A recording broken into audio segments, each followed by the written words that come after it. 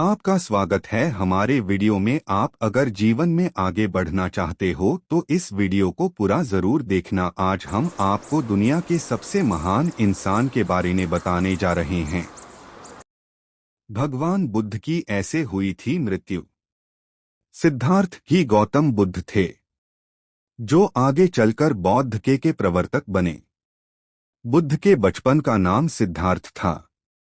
सिंहली, अनुश्रुति, खारवेल के अभिलेख, अशोक के सिंहासनारोहण की तिथि, कैंटन के अभिलेख आदि के आधार पर भगवान बुद्ध की जन्म तिथि 563 की पूर्व स्वीकार की गई है। भगवान बुद्ध को तथागत भी कहा जाता है। बुद्ध का जन्म शाक्य वंश के राजा शुद्धोदन की रानी महामाया के गर्भ से लुम्बिनी में वैशाख पूर्णिमा के दिन हुआ था। शाक्य गणराज्य की राजधानी कपिलवस्तु थी। सिद्धार्थ के पिता शाक्यों के राजा शुद्धोधन थे। बुद्ध को शाक्य मुनि भी कहते हैं। सिद्धार्थ की मां माया देवी उनके जन्म के कुछ देर बाद मर गई थी। कहा जाता है कि फिर एक ऋषि ने कहा कि वे या तो एक महान राजा बनेंगे या फिर एक महान साधु। ज्ञान प्राप्ति के समय उनकी अवस्था 35 वर्ष थी। ज्ञान प्राप्ति के बाद तपस्सु तथा कालिक नामक 2 शूद्र उनके पास आए। महात्मा बुद्ध ने उन्हें ज्ञान दिया और बौद्ध धर्म का प्रथम अनुयायी बनाया। 80 वर्ष की आयु में मृत्यु। विवाह में सफलता मिलेगी, कहीं यात्रा पर जाने का प्लान बनेगा। गौतम बुद्ध की मृत्यु 483 में पूर्व कुशीनारा में हुई थी। उस समय उनकी उम्र 80 वर्ष थी। बौद्ध धर्म के अनुयायी इसे महापरिनिर्वाण कहते हैं। लेकिन उनकी मृत्यु के मत में बौद्ध बुद्धिजीवी और इतिहासकार एकमत नहीं हैं।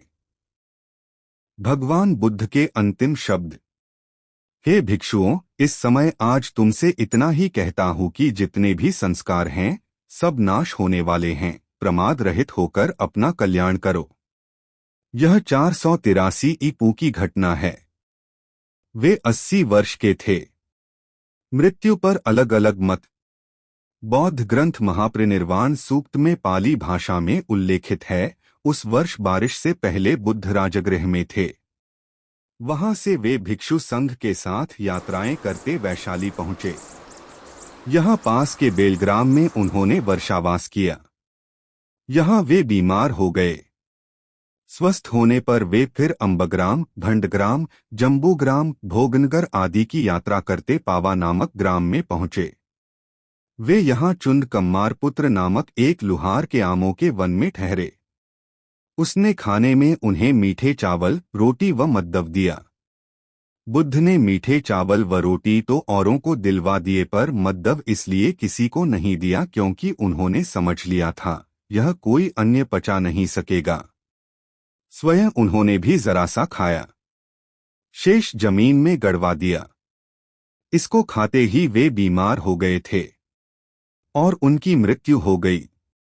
न्यू इंसाइक्लोपीडिया ब्रिटेनिका मार्कोपीडिया भाग में उल्लेखित है कि संभव है कि एक ग्रामीण व्यक्ति के घर कुछ खाने के कारण उनके पेट में दर्द शुरू हो गया। बुद्ध अपने शिष्यों के साथ कुशीमारा चल दिए।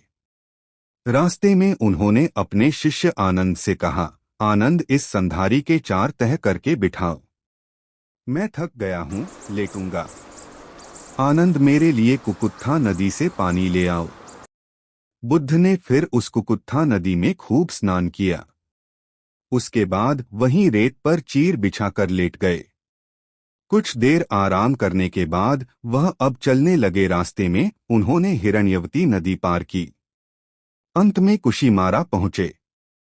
यहाँ उनका कहना था कि मेरा जन्म 2 शाल वृक्षों के मध्य हुआ था, अंत भी 2 शाल वृक्षों के बीच में ही होगा। अब मेरा अंतिम समय आ गया है। आनंद को बहुत दुख हुआ। वे रोने लगे। बुद्ध को पता लगा तो उन्होंने उन्हें बुलवाया और कहा, मैंने तुमसे पहले ही कहा था कि जो चीज उत्पन्न हुई है वह मरती है। निर्वाण अनिवार्य और स्वाभाविक है। रोते क्यों हो? बुद्ध ने आनंद से कहा कि मेरे मरने के बाद मुझे गुरु मानकर मत चलना। बुद्ध की मृत्यु के बाद उनके पुत्र राहुल भी भिक्षु हो गए थे, पर बुद्ध ने उन्हें कभी कोई महत्व प्राप्त नहीं होने दिया। बुद्ध की पत्नी यशोधरा अंत तक उनकी शिष्या नहीं बनी। चिंता नहीं, चिंतन कीजिए, चिंता गायब हो जाएगी। उनके मरने पर 6 दिनों तक लोग दर्शनों के लिए आते रहे। 7वें दिन शव को जलाया गया। फिर उनके अवशेषों पर मगध के राजा अजातशत्रु, कपिलवस्तु के शाक्यों और वैशाली के विच्छवियों आदि में भयंकर झगड़ा हुआ। जब झगड़ा शांत नहीं हुआ तो द्रोण नामक ब्राह्मण ने समझौता कराया कि अवशेष 8 भागों में बांट लिए जाएं। ऐसा ही हुआ। 8 स्तूप 8 राज्यों में बनाकर अवशेष रखे गए। बताया जाता है कि बाद में अशोक ने उन्हें निकलवाकर 84,000 स्तूपों में बांट दिया था। जाने वर्ष के मुख्य त्योहार और अन्य मासिक छोटे बड़े व्रतों की तिथियां। डाउनलोड करें जागरण ऐप।